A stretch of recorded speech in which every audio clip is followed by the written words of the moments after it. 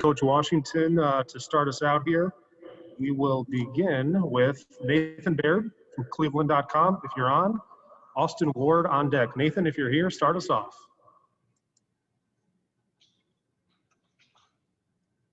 Nathan is not here. Austin, start us off.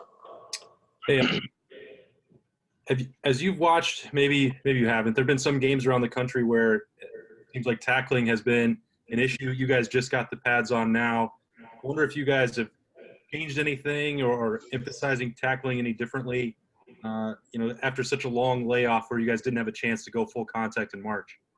Yeah, that's a great point that you made there, and it is something that we emphasize. We emphasize it every year. I mean, it's something we obviously have to do a good job of, but it is the challenge when you don't have the pads on. But we've got to, we've kind of put our brains together and found creative ways to still, get as close to what a real tackle would be like throughout our drills and throughout our practice.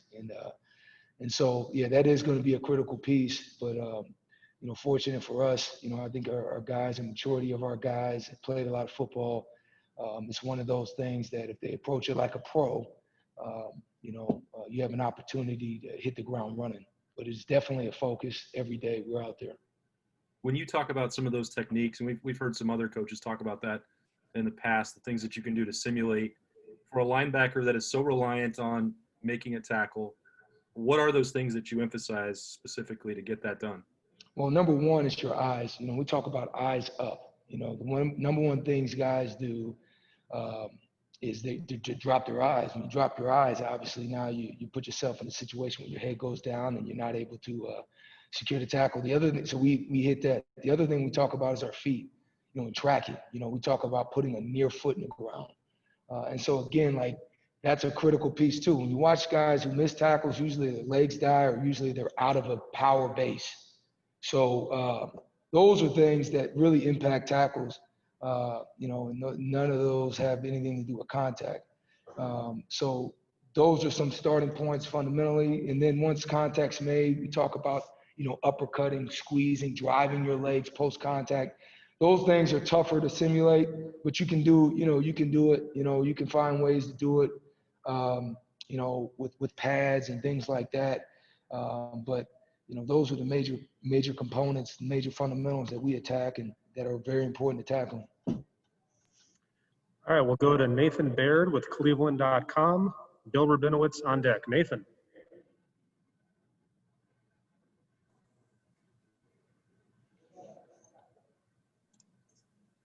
All right, Bill, you're up. Hi, Al. I'm sure you were asked this in the spring, but it still bears being asked again. You've got, a very deep linebacker group. How do you envision this playing out? I mean, you got 4 guys who are seniors, most of them are graduates, plus a bunch of talented younger guys pushing their way. How are you going to try to balance finding playing time for everybody? Well, you just give people roles. So our mindset hasn't changed.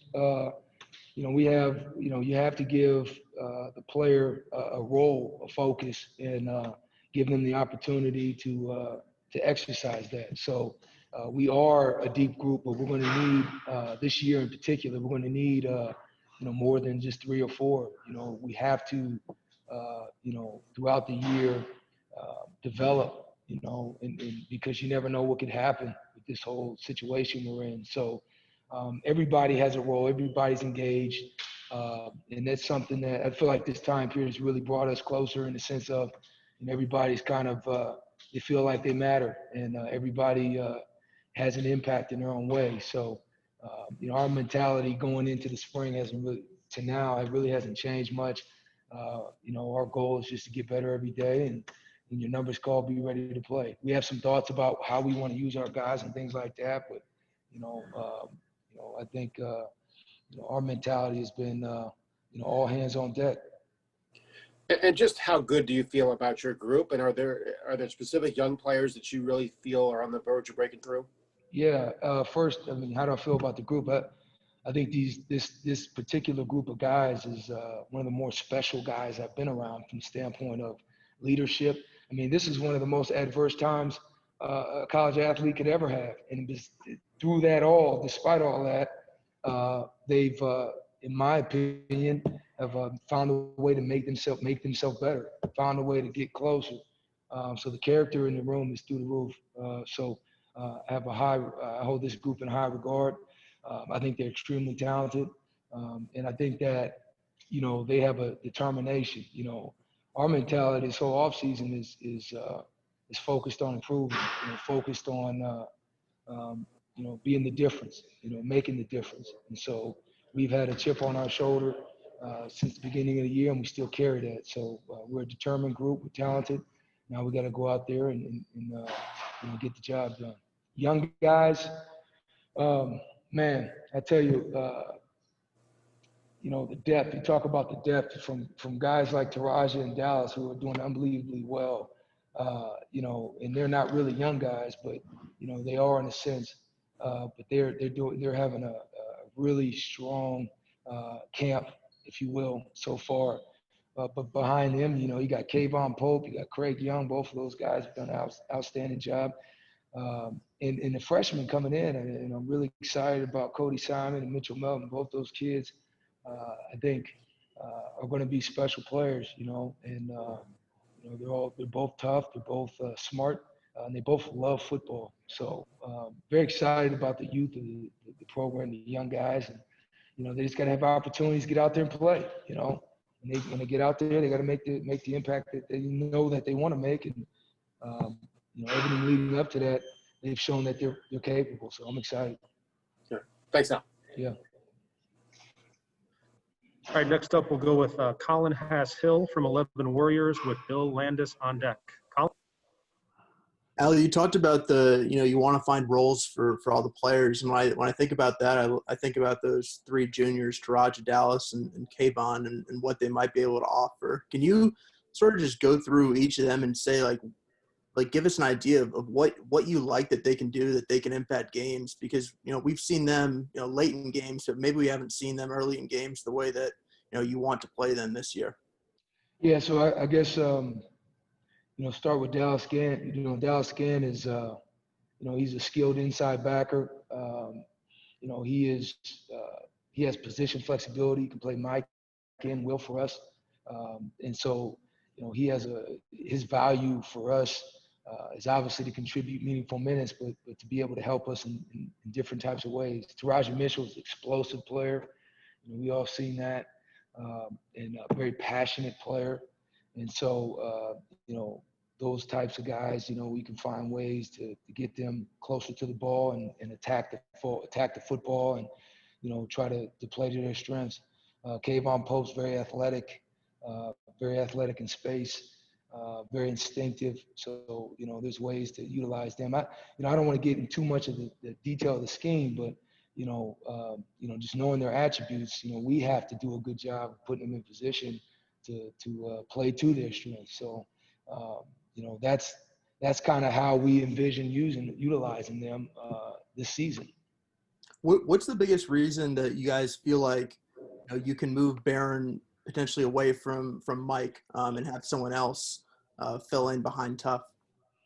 Well, it's not so much, you know, the focus on Barron. Well, first off, Barron's athleticism. He can play inside. You know, he can play outside. He can do a lot of different things.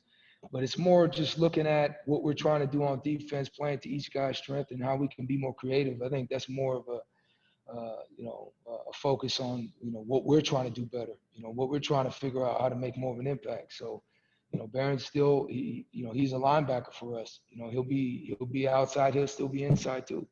You know, and so, you know, I don't really look at it that way. I just think of it more like, okay, how can we do better, man? How can we figure out a way to make more of an impact for everybody? Next up, Bill Landis from The Athletic with Patrick Murphy on deck. Bill. Hey, Al, but back in the spring, before you guys got shut down, we were talking with you a little bit about Pete possibly playing some Will this year. Just wondering, maybe is he still kind of moving around a little bit? And what do you like about Pete's skill set potentially playing that Will linebacker spot? Yeah, Pete's been doing a really good job at the will position. You know, we do have him some other places based on the packages, but I think Pete, his skill set is he's a physical player. He's athletic, obviously. He's very bright and he's passionate. You know, I think he has a chance to make an impact. I think he can be an impact player at the will position. You know, so he's made strides. He's continuing to work his craft, but very excited about, you know, Pete and you know, this spot we're playing him at times. And you're talking a lot about versatility and creativity, and you do have a lot of depth. Do you envision possibly being able to play sort of matchups more than maybe you were last year, depending on who you're playing week to week with kind of different personnel groupings? And if so, does that help you find those kind of roles you're talking about to make guys happy as you go through this season? Bill, you kind of just answered it, man. That's exactly right. So, you know, we do have that depth and we have guys with a variety of different skill sets. So, yeah, we can match up better. We can, you know, give guys roles, and we can, you know, retain guys, you know, in the sense of, you know, guys aren't getting worn down. You know, I think we can do all of that while playing great defense. And so that is exactly, you know, what we would like to do and what we are planning and working towards. All right, Patrick Murphy from 247 Sports is next with Tony Gerdeman on deck. Patrick. Hey, Al, you sort of touched on this a little bit at the beginning, but when we talked to Coach Combs, talked to Coach Wilson, they both talked about the young players and not having them in pads yet, not seeing them. You have this veteran group we've already discussed. Knowing that you've seen them in pads plenty, you've seen them tackle, how does that not only make you more comfortable, but the defense as a whole better, especially knowing there's some new guys in front and some new guys behind them that'll have to work in? Now, Patrick, is that you asking from a big picture or just focused on young guys? Just guys, you have veteran guys. You know what to expect out of them, even though you haven't seen them in pads. How does that help the defense? Because you have new guys in the secondary, new guys on the D-line that are still waiting to get in pads. Yeah, I got you. Yeah, I mean, it just experience is always helpful, but you know, to be honest, I mean, you know, football is not football until there's pads. So, you know, you can look good in rehearsal, but you got to go out there and play. And so, yeah, it's good to have a veteran group, but you know, I don't think any coach feels good until they are able to get out there and commence to hitting. So, but we are working, trying to be creative and find ways to. You know, to compensate for that, but you know, you can't get enough. You can't get too many days in pads. You know, obviously, you know, without guys being on the ground. But I think it's invaluable. Thank you. Yep. All right, next up, Tony Gerdeman from Buckeye Scoop with Joey Kaufman on deck. Al, moving Pete to Will after seeing what he was able to do at Sam last year, what gives you the confidence in everybody else that they can pick up the slack that that allowed Pete to do whatever he needed to do last year? Yeah, I mean, and you know, the Sam position for us, I mean, that guy was an inside backer at times. You know, so Pete, you know, we did have a chance to see Pete play in the box last year, and you know. I think Pete, because he is such a, has a broad skill set. He's a very athletic player. He's smart. He can do all those different things. And I think prior to us getting here, he was an inside backer. I think, you know, he just, we feel confident in him and in his experience. And we feel confident about the guys that, like Baron Browning, for example. I feel extremely confident in Baron, you know, and so much of it has to do with the experience they've had up until this point. So, I think the best thing we do is we give our guys experience on, you know, in all areas, man, inside and outside, you know. So, I think we're just trying to figure out the best blend at the time of the team we're playing to get the job done that we need to get done. So. If there wasn't this focus on matchups, do you think he may have just stayed at Sam? I don't know that. That's a good question, Tony. I mean, it's hard to not think about matchups because, you know, that's college, that's football. You know, it's all about matchups. And it's all about, especially on the defensive side, it's all about putting your players in position to do what they do best. And so, you know, I feel like that is, you know, is that why Pete's inside? And I said, no, it's just we think about all these different things going in, and we just know we got really talented players, and we're one of the few positions that had the fortune of experience and depth. So we want to be, we just want to make sure that we're doing the best we can to be creative, not just sitting back and say, oh, that's what it is. That's what it was. That's what it's going to be. I think we got as coaches, myself included, mostly included, is rethink, just think, we got the guys' experience. Let's see if we can put them in even better position. Thank you. All right, next up is Joey Kaufman from the Columbus Dispatch with Spencer Holbrook on deck. Joey. Al, just to revisit one of the earlier questions as far as how do you practice tackling without pads, and you mentioned some of the drills you guys were able to do to keep fresh and practice some of the fundamentals. Was there a particular drill or any sort of routine that you really liked that you thought maybe kept guys fresh as far as tackling? Yeah, I mean, we're doing a drill. It's it's an open field tackle drill, but it's nothing to do with contact. It's more tracking. You got a ball carrier so many yards away from the defender. The defender's going one way, the back's going the other. Then they hit a point in which they turn around. The defender has to locate the back. The back has to use the square to his advantage. And so like that's tackling. And so that's one example of a drill that we could do that you can do without pads. Other examples are at the end of a drill, specific drill that we may do. We may put, a person at the end of that drill, represent, the ball carrier, and we'll give them a different view. We're big into the views of the ball carrier and how we approach it. It varies based on where you are, based on where the view of the back is to you. So, yeah, you just have to be creative, and you just have to, try to attack, the major elements of tackling that don't involve that. To be honest, I mean, the majority of good tacklers do really good things before that. And then the great tacklers, they just, it's kind of like that's the final piece. But so yeah, those are the types of drills. Those are the types of things that we really focus on throughout the day. Does it help that it seemed like last offseason it was already emphasized a lot for you guys when you guys came in as a defensive staff? That was a big emphasis, is cleaning that up. Does it help that it was kind of emphasized last year as well? Yeah, absolutely. Absolutely, it helps. The carryover helps. I think we have a shared voice in the importance of, proper tackling, so I think it absolutely helps. And next up, we have Spencer Holbrook from Letterman Row with Dan Hope on deck. Spencer. Al, you had basically a full offseason with these guys last year, and this offseason's been a little different. You haven't had as much face-to-face time with these guys. But do you feel just more comfortable in the room in year two with all these guys that you have coming back? Like you personally as the coach, do you just feel more comfortable in the room? Yeah, I feel this whole period is funny. I almost feel closer to the guys. The amount of times you spend through, Zoom or the amount of time you spend on the phone because of the fact that you can't see them is actually, in a way, allowed us to grow closer. And I think to those guys, they've grown closer with each other. And that's my, as odd as that sounds. So, yeah, I feel, I don't want to say comfort is the word because it's not about being comfortable. I feel more aware. I feel like a bond is our bond is stronger, which is very important when you're in those pressure moments. And then you obviously feel like you have a better understanding of, of who each person is, not player, who each person is. And so, yeah, I think time, year two, yeah, I mean, I feel more aware, but, we're still on attack mode, we're still focused. So that hasn't changed.